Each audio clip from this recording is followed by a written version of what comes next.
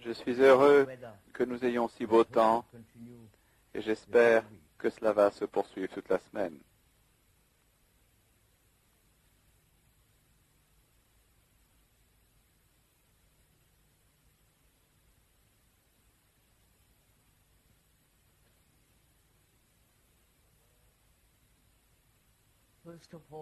Tout d'abord, si l'on peut se permettre de vous le rappeler, il ne s'agit pas ici d'un divertissement. Il ne s'agit pas d'une fête intellectuelle ou d'une stimulation intellectuelle ou d'une sorte d'ineptie romantique sentimentale.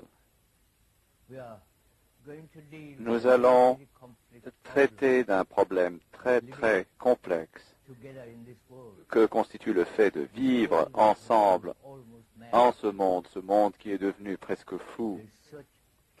Il y a tant de chaos et de misère, la menace de guerre, et les religions ont joué un rôle très réduit en tout ceci, en notre vie quotidienne. Et je pense que nous devrions aborder ensemble, non que l'orateur parle de divers sujets, mais que nous approfondissions ensemble ces sujets, non que vous écoutiez et que l'orateur parle, mais ensemble. Et ainsi, nous allons travailler ensemble, penser ensemble, percevoir ensemble et agir ensemble. Il faut, semble-t-il, écouter très attentivement, non seulement ce qui est dit, mais aussi nos propres réactions à ce qui est dit, nos réactions d'approbation ou de désapprobation, nos restrictions, nos résistances, nos peurs, et toutes les complexités de nos réactions à toute forme de stimulation. Ainsi, l'acte d'écouter est très important si nous devons explorer ensemble, réfléchir ensemble à tout le problème de notre existence quotidienne actuelle.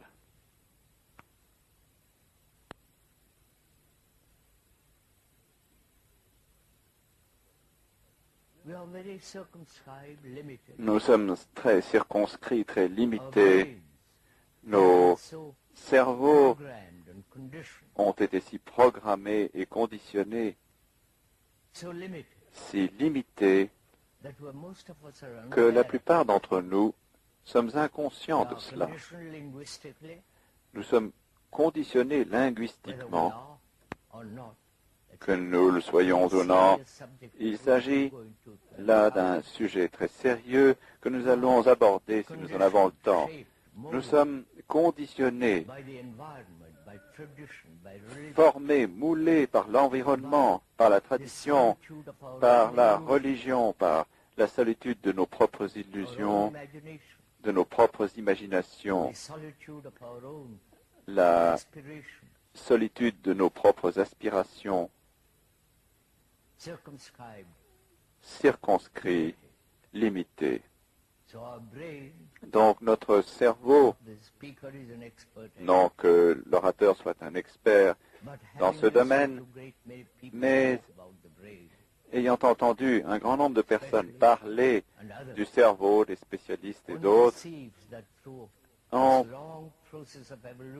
perçoit que, au cours de ce long processus d'évolution, nos cerveaux sont très très limités Apparemment, seulement une très petite partie de ce cerveau agit, pense ou vit. Le reste demeure vacant. C'est ce que certains des spécialistes qui ont étudié la qualité du cerveau et son fonctionnement ont dit. Et on peut également voir pour soi-même, sans reposer sur les experts, que notre vie est très réduite.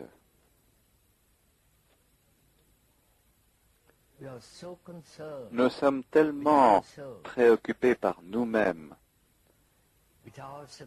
par nos réussites, par nos malheurs et tout le tourment de sa propre vie limitée, la souffrance, la douleur, l'anxiété, les diverses formes de réactions qui émanent de nos préjugés, de nos partis pris, de nos tendances. Tout cela conditionne en effet notre cerveau et ainsi nous n'avons jamais conscience de la totalité de la vie, de la totalité de l'existence qui est vaste, immesurable et fantastiquement puissante. Et si nous pouvions ensemble ce matin procéder avec facilité et bonheur, nous pencher sur la qualité de notre propre vie, si vous le voulez bien, sur la nature de notre comportement, sur tout le processus de notre pensée. Si nous pouvions chercher ensemble en tout ceci, et non seulement chercher, mais au cours de cette recherche, d'appliquer. La recherche par elle-même a très peu de signification. Rechercher en soi-même, en notre environnement, en l'état du monde, la simple recherche intellectuelle ou la recherche dérivant de la curiosité pour s'informer et ainsi de suite, tout cela a très peu d'effet sur nos vies. Mais si nous cherchons en nous-mêmes, en notre façon de penser, et pourquoi nous pensons de cette façon, pourquoi les êtres humains qui ont vécu sur cette terre merveilleuse pendant tant de millénaires sont toujours ce que nous sommes, malheureux, violents, prêts à s'entretuer pour quelques raisons idiotes. Si nous pouvions pénétrer ensemble en tout ceci et au cours de ce cheminement ensemble sur cette voie, sur cette route qui n'a ni fin ni commencement, alors peut-être notre réunion ici sera valable. Mais le fait de se borner à écouter année après année, à lire et ne pas appliquer, a très peu de sens. C'est un gaspillage de temps et d'énergie. Donc pouvons-nous ce matin être suffisamment sérieux pendant au moins 1 heure pour observer tout ce monde dans lequel nous vivons, le monde que nous avons créé, La société est le résultat de notre propre vie complexe. Vous êtes conditionné par la santé, par l'environnement, par la culture, par le nationalisme et ainsi de suite. À moins de percer et d'aller au-delà de ce conditionnement, nous continuerons comme nous l'avons fait pendant des milliers d'années, et ainsi la violence continuera, la corruption, chacun cherchant son propre accomplissement et poursuivant ses propres ambitions isolées. Là où il y a isolement, il y a inévitablement conflit. Et pourrions-nous donc ce matin aborder tout cela?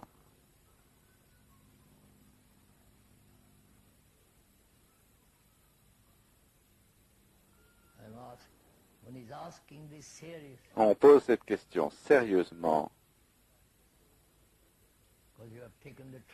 parce que vous avez pris la peine de venir ici.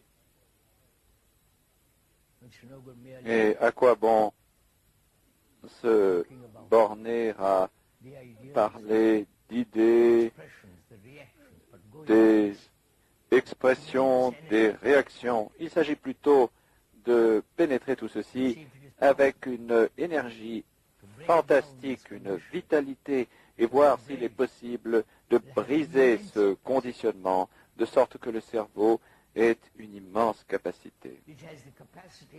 Il a à présent la capacité, une capacité extraordinaire dans le monde technologique.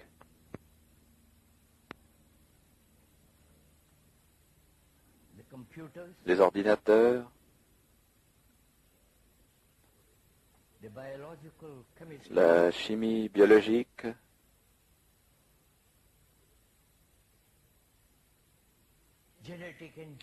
l'ingénierie génétique,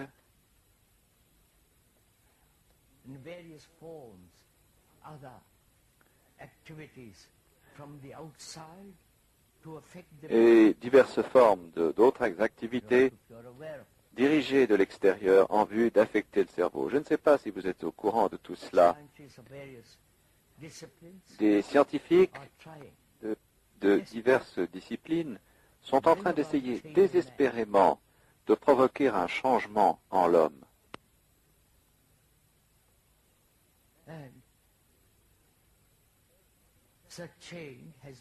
Un tel changement s'effectuant de l'extérieur. J'espère que nous nous comprenons l'un l'autre. Ils sont en train d'essayer, au moyen de l'ingénierie génétique, de changer les gènes elles-mêmes, de sorte que l'être humain soit quelque chose d'entièrement différent.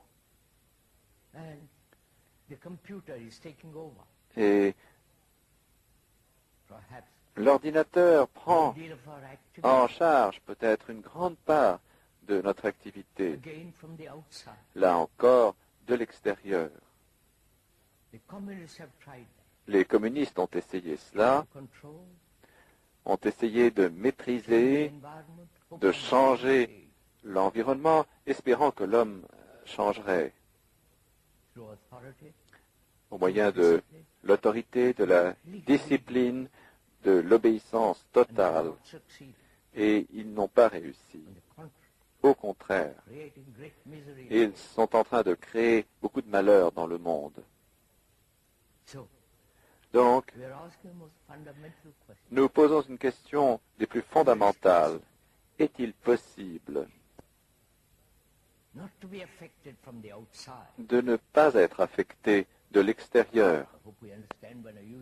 J'espère que nous comprenons mon usage du mot extérieur, que l'extérieur soit Dieu, la musique, l'art, ou les lois extérieures établies par les gouvernements, et ainsi de suite. Tous ces agents extérieurs, sous leurs diverses formes et disciplines, sont en train d'essayer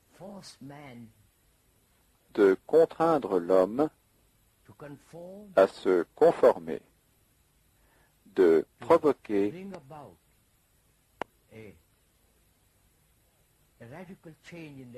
un changement radical de son comportement, de sorte que l'homme vivra sans guerre, et ainsi de suite.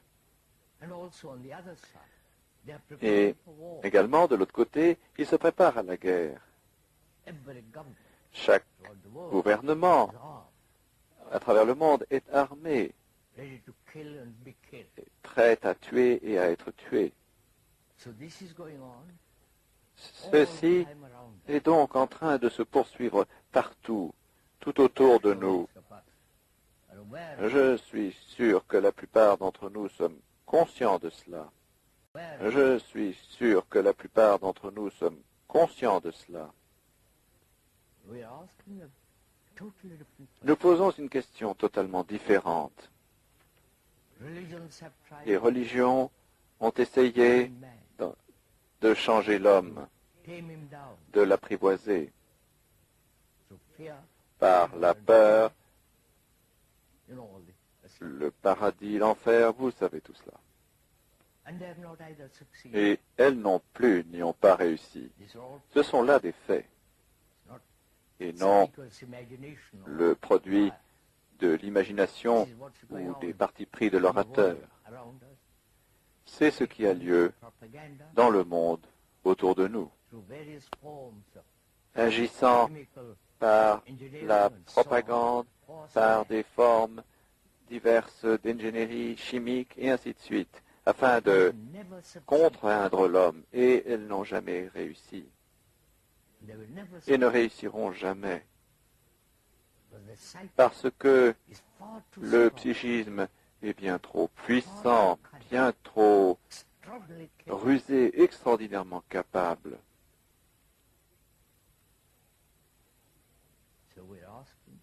Donc nous demandons, vous et l'orateur, demandez. Je ne vous demande pas, vous posez cette question. Comme toute influence extérieure, y compris l'idée de Dieu et les idéologies, diverses formes de conclusions historiques, dialectiques, n'ont pas changé l'homme. Est-il possible aux êtres humains de changer radicalement, fondamentalement, sans aucune influence extérieure, comprenez-vous? Les gourous partout dans le monde n'y ont pas réussi. Ils sont tous prétentieux à la recherche d'argent. Ils peuvent être mis totalement de côté. Ils ne sont pas importants. Mais ce qui importe, ce qui est essentiel, c'est de demander qu'est-ce qui nous amènera, chacun d'entre nous, que nous soyons intellectuels, scientifiques, artistes, ou que nous pratiquions diverses formes d'activités, serons-nous capables d'engendrer fondamentalement, au plus profond, une mutation dans les cellules cérébrales elles-mêmes? Est-ce que cette question est claire? Nous parlions l'autre jour à New York à des scientifiques. Après beaucoup de discussions qui durèrent environ 2 heures, je demandais, Qu'est-ce qui engendrera une mutation dans les cellules cérébrales elles-mêmes, non pas de l'extérieur, l'ingénierie génétique, la biochimie, tout cela. Qu'est-ce qui changera les cellules cérébrales elles-mêmes qui ont été conditionnées pendant des milliers d'années? J'espère que vous vous posez vous-même cette question.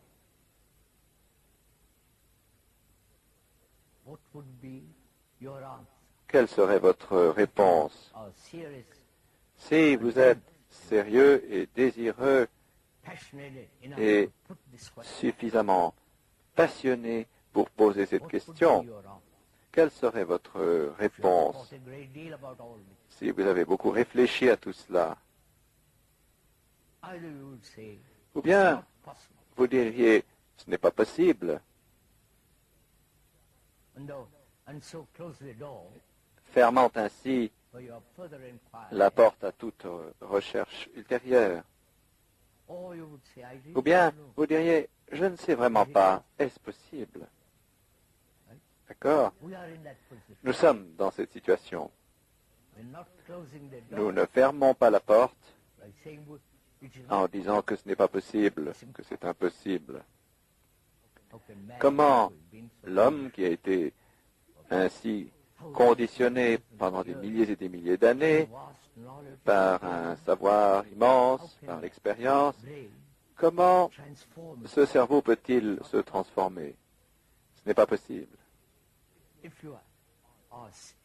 Si vous êtes sérieux et répondez en disant ce n'est pas possible, vous avez alors complètement fermé la voie de la recherche. Mais si nous cherchons en ce sujet,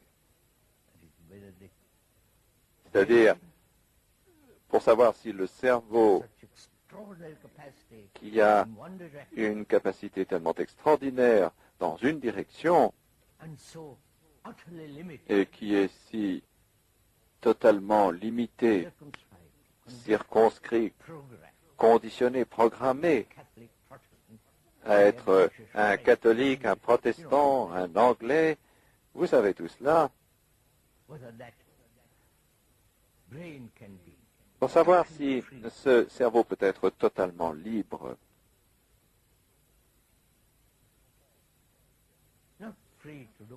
non pas libre de faire tout ce que l'on veut. De toute façon, c'est ce que nous faisons.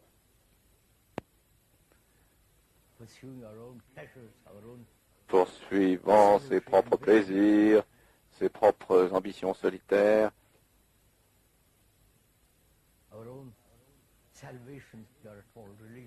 sa propre salvation, si l'on a le moins du monde l'esprit religieux, ou ses propres plaisirs isolés et illusions. C'est ce que nous faisons chaque jour de notre vie. C'est un fait commun à toute l'humanité qui poursuit ses propres illusions, stimulations, aspirations et idéologies isolées et solitaires. Et c'est ce que l'on appelle liberté. Assurément, ce n'est pas là la liberté. La liberté demande énormément de discipline. Je vous en prie, comprenez ce que nous voulons dire par ce mot. Nous allons aborder cela dans un instant. La liberté implique une grande humilité. Humilité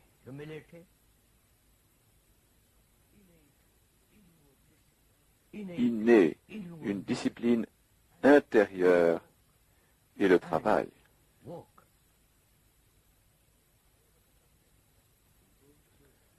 Nous allons approfondir ces trois choses. La plupart d'entre nous sommes tellement arrogants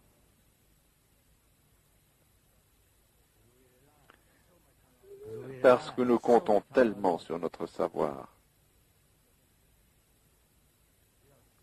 Nous sommes certains.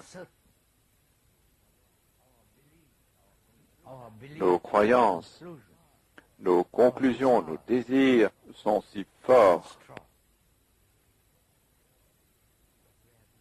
que nous avons perdu tout sens d'humilité profonde et naturelle.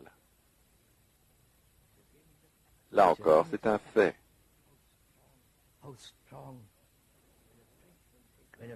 Quelle force quand un Français dit « je suis français » ou quand vous dites « je suis britannique ». Je ne sais si vous l'avez remarqué, la race élue de Dieu, et chacun ressent cela dans chaque pays. L'autre jour, un Indien nous parlait. Il dit, notre culture est la plus importante au monde. Nous sommes le peuple le plus hautement civilisé. Je lui dis, oui, vous êtes corrompus, vous êtes superstitieux, vos croyances n'ont aucune valeur, vos idéaux, votre religion ne sont qu'un tas de mots. Il dit, oh, mais nous sommes néanmoins la plus grande culture. J'ai dit, très bien. Je vous en prie, ne riez pas, ceci s'applique également à vous.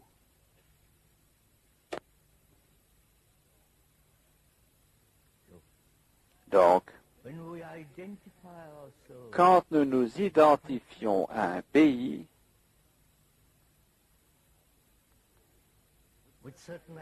à certaines idéologies, à des conclusions, des concepts, alors nous sommes incapables d'être humbles, car ce n'est que quand vous cherchez dans l'humilité que vous apprenez, que vous découvrez. Et l'humilité est nécessaire, car alors vous voyez les choses telles qu'elles sont, autour de vous et en vous. Et la discipline, c'est une observation continue, une observation de vos propres réactions, une observation continuelle en voyant quelle est la source de vos propres pensées, pourquoi réagissez-vous de certaines façons, quels sont vos partis pris, vos préjugés, vos blessures et ainsi de suite. Une observation continuelle amène sa propre discipline naturelle, son propre ordre. C'est ce que nous entendons par discipline. Non, c'est ce que nous entendons par discipline. Non la conformité, non le fait de suivre un certain modèle, que celui-ci ait été établi par la société ou par vous-même.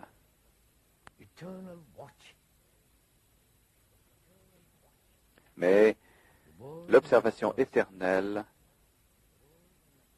du monde et de vous-même.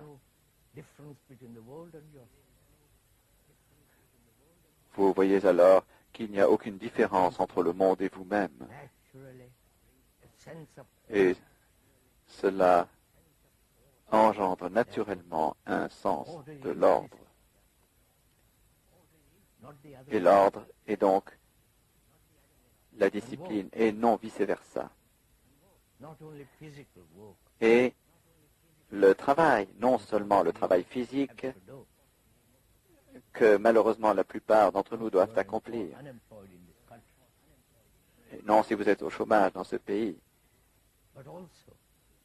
mais aussi le travail dans le sens d'appliquer ce que l'on voit comme étant vrai et l'appliquer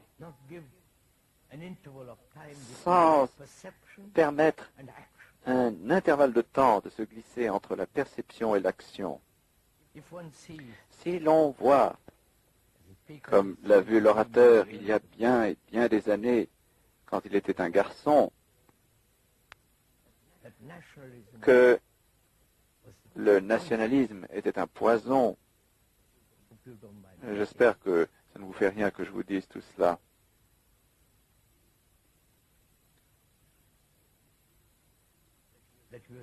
Qu'il n'était plus un hindou.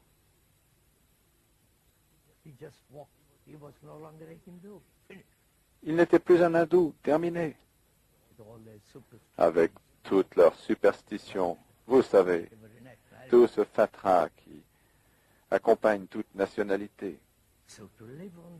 Donc, pour pouvoir vivre sur cette terre paisiblement, en dépit des gouvernements, il faut énormément de recherche.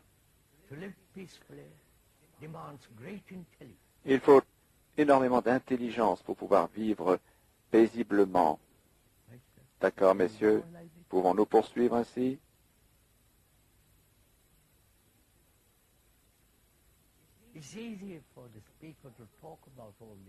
Il est aisé à l'orateur de parler de toutes ces choses parce que c'est sa vie.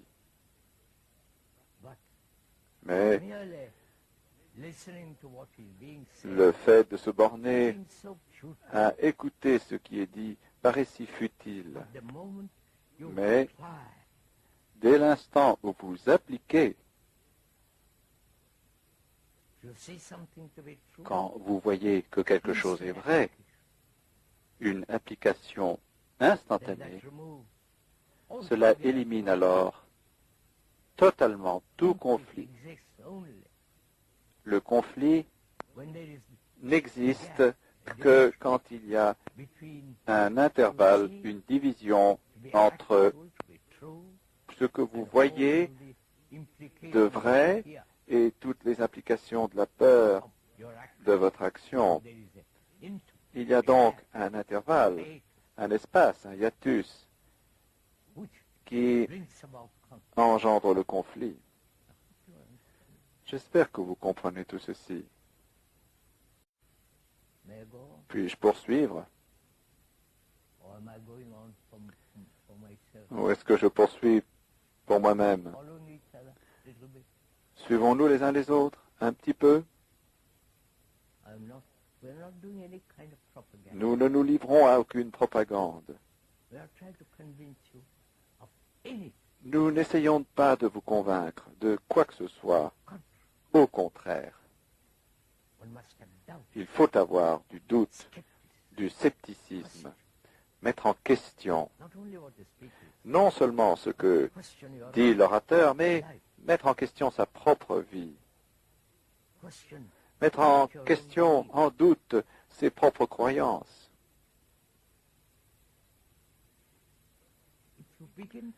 Si vous commencez à douter, cela donne une certaine clarté.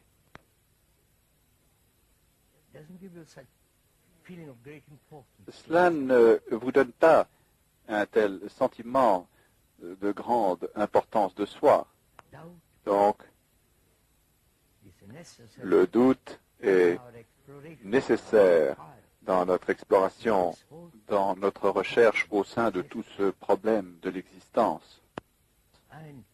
Et la question de savoir s'il est possible aux êtres humains qui sont peut-être quelque peu névrotiques, savoir si cette névrose peut être balayée afin de devenir sain, rationnel. Il s'agit de chercher avec un tel cerveau. Nous cherchons pour savoir si les cellules cérébrales peuvent, sans aucune influence de l'extérieur, ni gouvernementale, ni environnementale, ni religieuse, et tout le reste, s'il est possible de provoquer une mutation dans les cellules cérébrales. La question est-elle claire? Posons-nous cette question à nous-mêmes?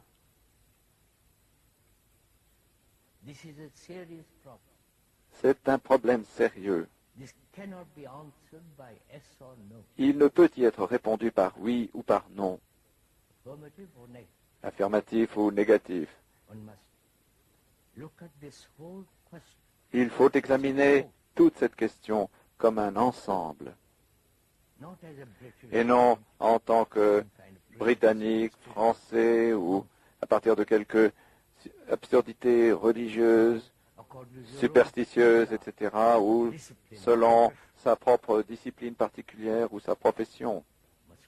Il faut regarder tout ce mouvement de la vie comme un seul mouvement unitaire.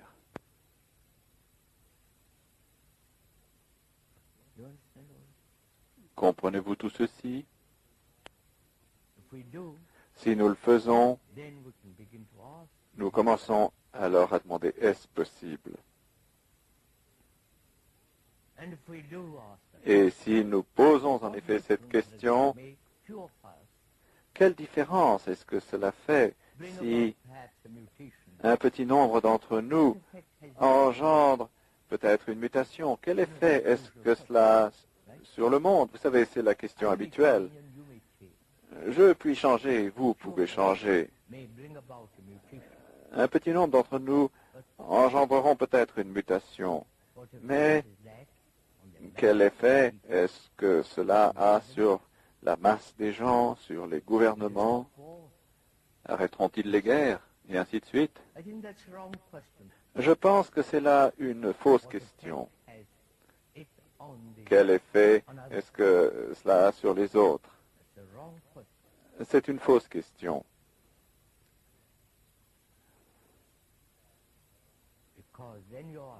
Car alors, vous ne faites pas la chose pour elle-même, mais pour savoir comment elle affectera les autres. Après tout, la beauté n'a pas de cause, n'est-ce pas? Faire quelque chose pour elle-même, pour l'amour de la chose,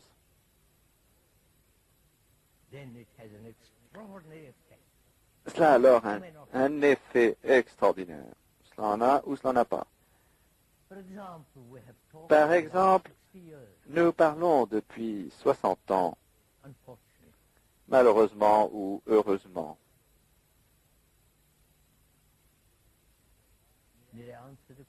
Puis-je répondre à cette question?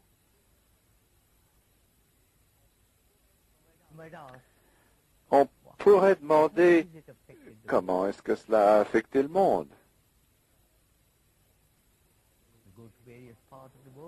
Vous vous rendez dans diverses parties du monde. Est-ce que cela a changé qui que ce soit?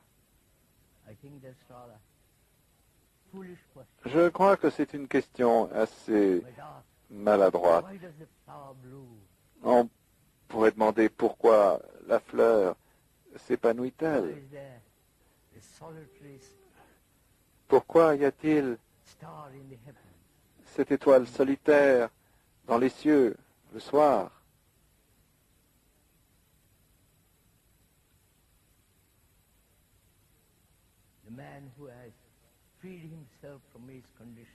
L'homme qui s'est libéré de son conditionnement ne pose jamais cette question.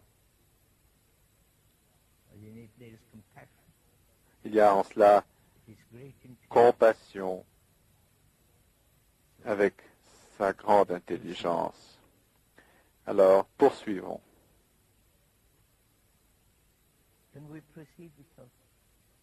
Pouvons-nous poursuivre? Vous n'êtes pas trop fatigué?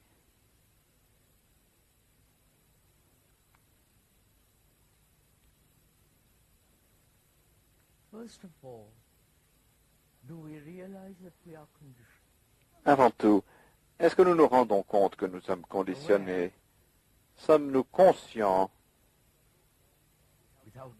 sans aucun choix, conscient que mon cerveau est conditionné, ou bien acceptez-vous ce qu'un autre dit et par conséquent vous dites mon cerveau est conditionné. Voyez-vous la différence? Si je suis conscient que mon cerveau est conditionné, cela a une qualité totalement différente. Mais si vous me dites que je suis conditionné et que je me rends alors compte que je suis conditionné, cela devient alors très très superficiel. J'espère que vous suivez tout ceci. Donc, sommes-nous conscients que nous sommes conditionnés en tant que Britanniques par nos expériences? Nous ne disons pas que c'est juste ou faux. Nous allons le découvrir. Conditionnés par notre culture, par notre tradition, par notre environnement, par toute la propagande religieuse depuis 2000 ans en tant que christianisme ou depuis 2500 ans en tant que bouddhisme ou en tant qu'hindouisme, peut-être davantage. Sommes-nous conscients? Si vous êtes conscient, alors vous demandez pourquoi? Pourquoi le cerveau est-il conditionné? Quelle est la nature du conditionnement?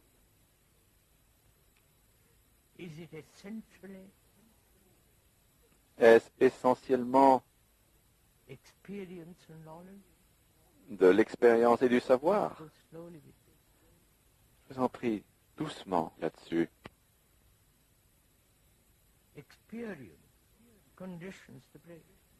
L'expérience conditionne le cerveau.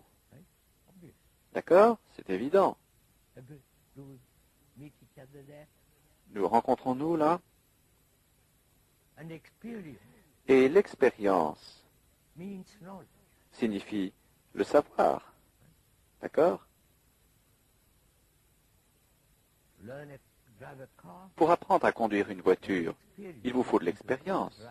Vous entrez dans la voiture, la conduisez et accumulez à travers cette expérience le savoir-faire de la conduite.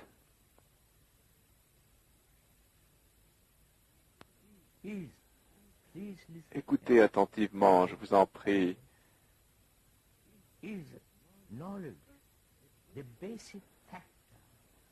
Le savoir est-il le facteur fondamental de notre conditionnement?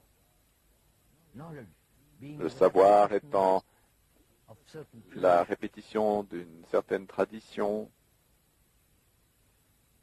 D'accord? Et ainsi de suite. Le savoir est nécessaire.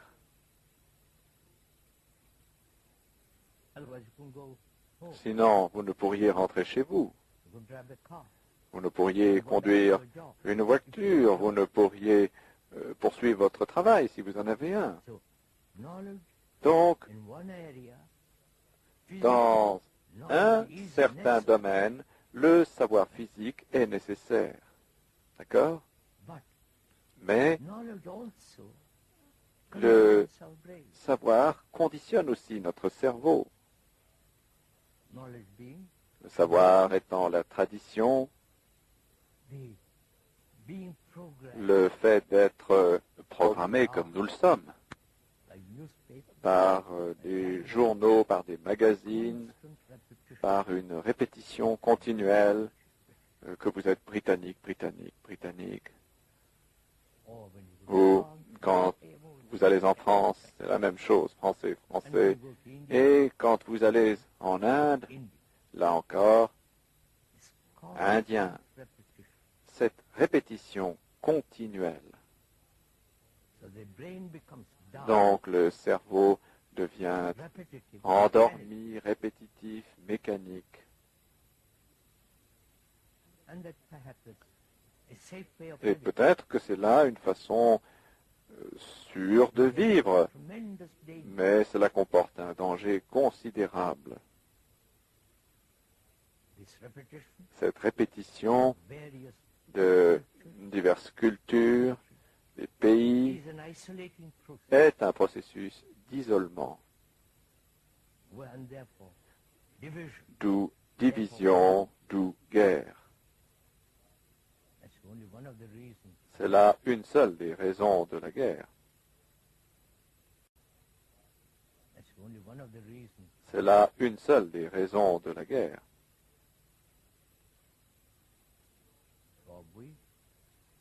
Donc, sommes-nous conscients que notre cerveau est en train d'être programmé?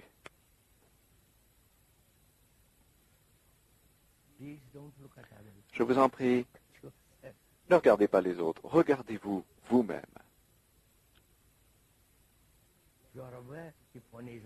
Si l'on est conscient de ce que l'on est programmé, conditionné,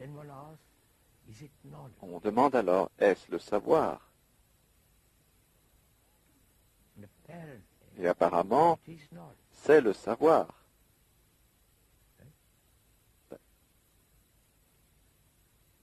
Then why do we live psychologically?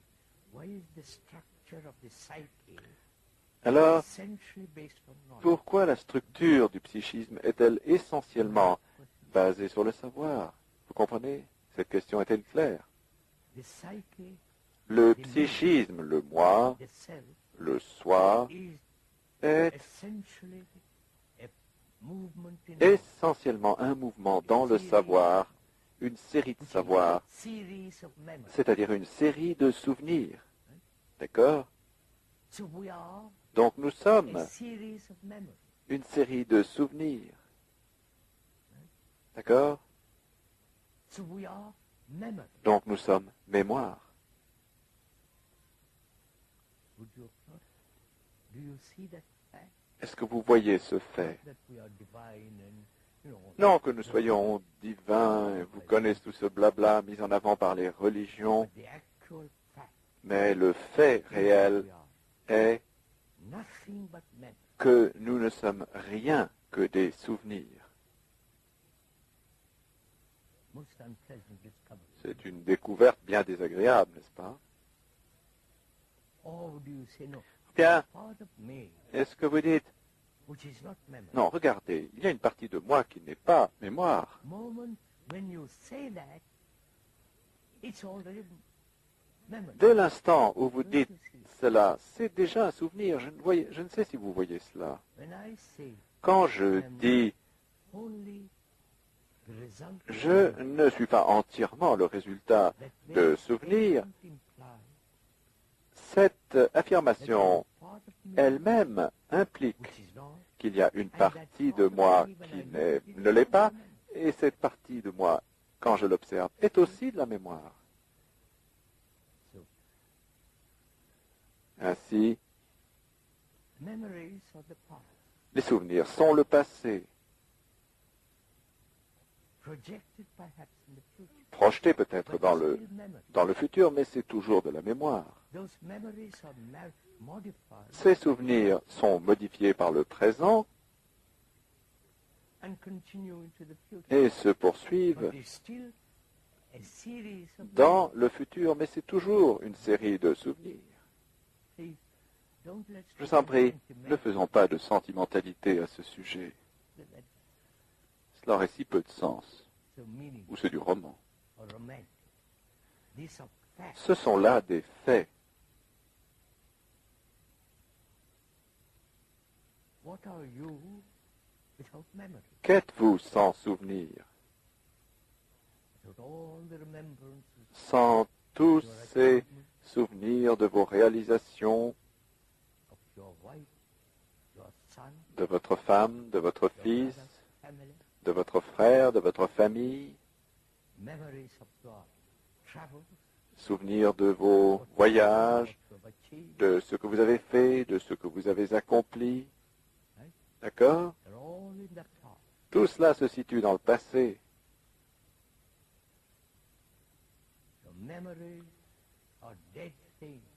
Donc les souvenirs sont des choses mortes. Et nous vivons de ces choses mortes. D'accord? Voyez tout cela, je vous prie.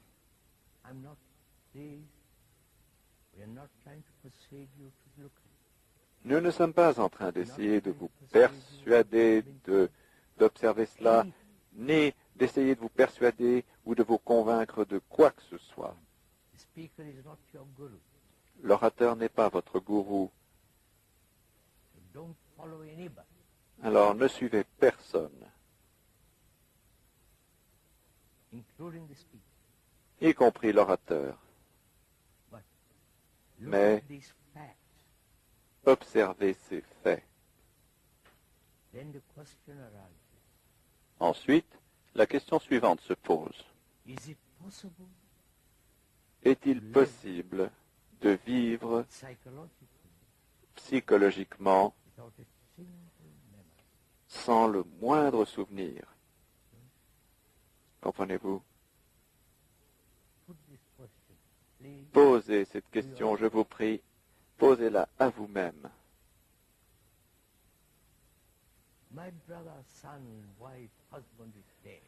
Mon frère, mon fils, ma femme ou mon mari est mort. Je me souviens de tous les incidents, des joies, vous savez, tout le reste, les relations intimes. C'est une vaste réminiscence du passé, la mémoire, et je vis de cela. J'ai une image, des photographies, et il y a, à partir de cette photographie, cette stimulation continuelle.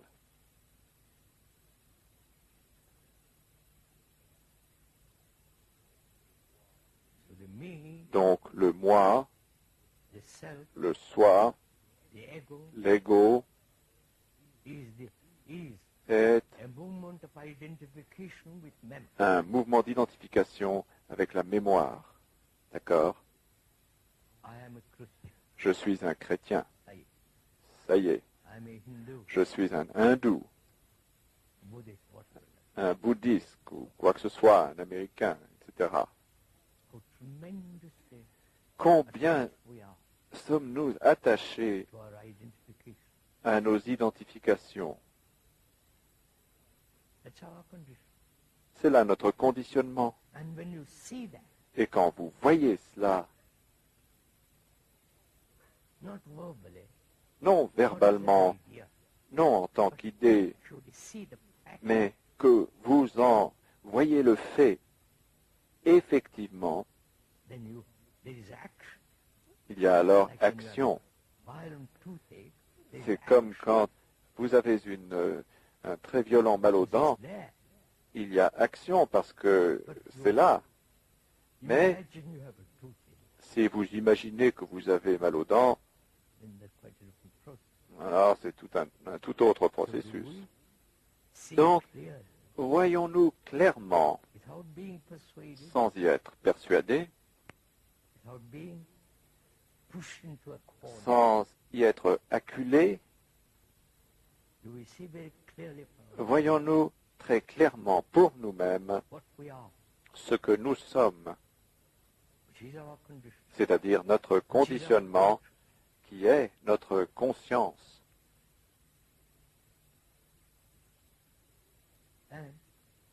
Et ceci étant vu, que doit-on faire? Clair? Peut-on poursuivre à partir de là? Il nous reste encore 10 minutes.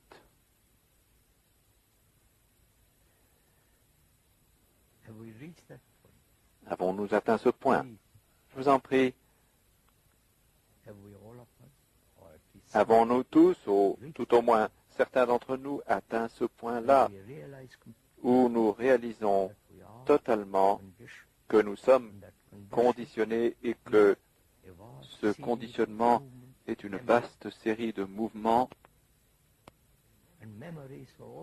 de souvenirs, et les souvenirs sont toujours le passé, le souvenir de choses passées, qui sont alors projetés dans le futur, modifiés par le présent, mais il s'agit toujours d'un mouvement de souvenir. D'accord?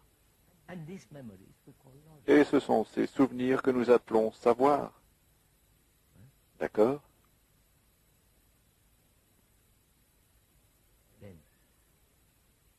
Alors, comment regarder ces souvenirs? Vous comprenez ma question? Comment observe-t-on ces souvenirs? Nous avons des milliers de souvenirs, d'accord? Nous les avons accumulés depuis l'enfance. Agréables, désagréables.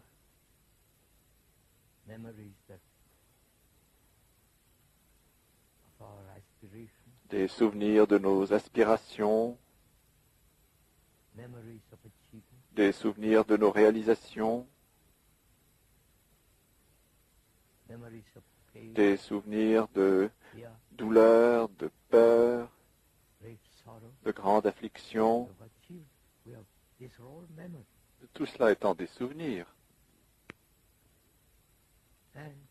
Et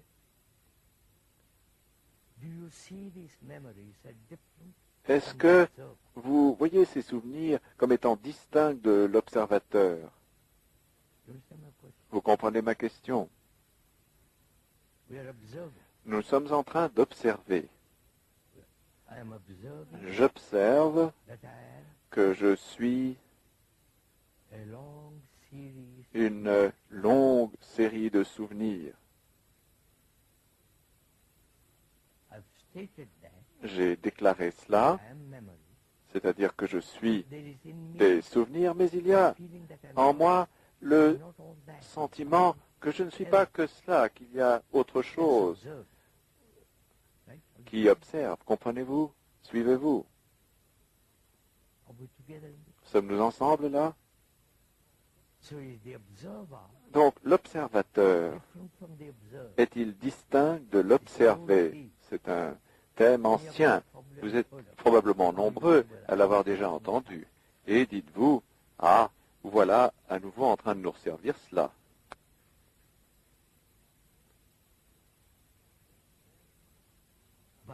Mais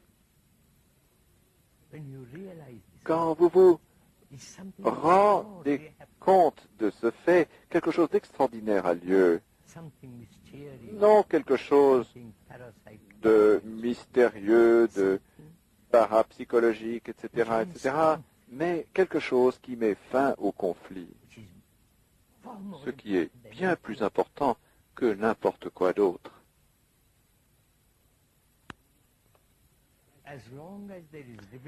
Aussi longtemps qu'il y a division entre les souvenirs et l'observateur, cette division crée le conflit. D'accord? Division entre l'arabe, le juif, entre les britanniques et les malouines. Puis-je mentionner les malouines? D'accord? Entre les hindous et le monde islamique. Partout où il y a division, il y a inévitablement conflit. D'accord? Non, non. Poursuivez cela, je vous prie.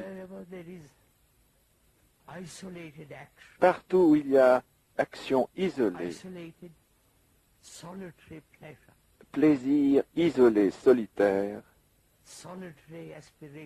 aspiration solitaire. Et cette solitude même est un acte de séparation, comprenez-vous? Par conséquent, cette personne même qui poursuit ses ambitions particulières, ses réalisations particulières, ses aspirations, etc., doit inévitablement créer le conflit, non seulement vis-à-vis de lui-même, mais vis-à-vis des autres. Donc,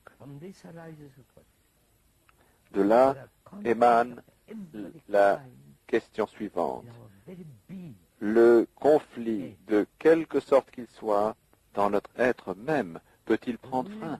Parce que nous vivons dans le conflit. Vous direz peut-être, eh bien, toute la nature est en conflit. L'arbre dans la forêt lutte pour parvenir à la lumière. Il lutte, il écrase les autres.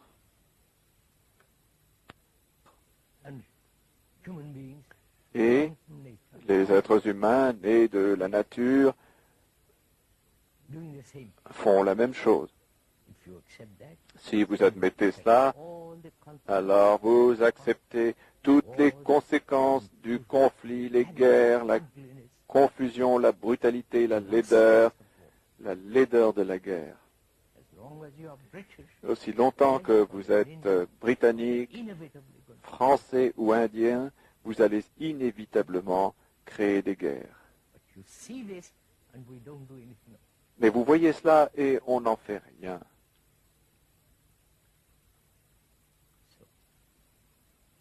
Donc, mettre fin au conflit, c'est-à-dire vivre dans cette paix qui demande une intelligence considérable, c'est comprendre la nature du conflit.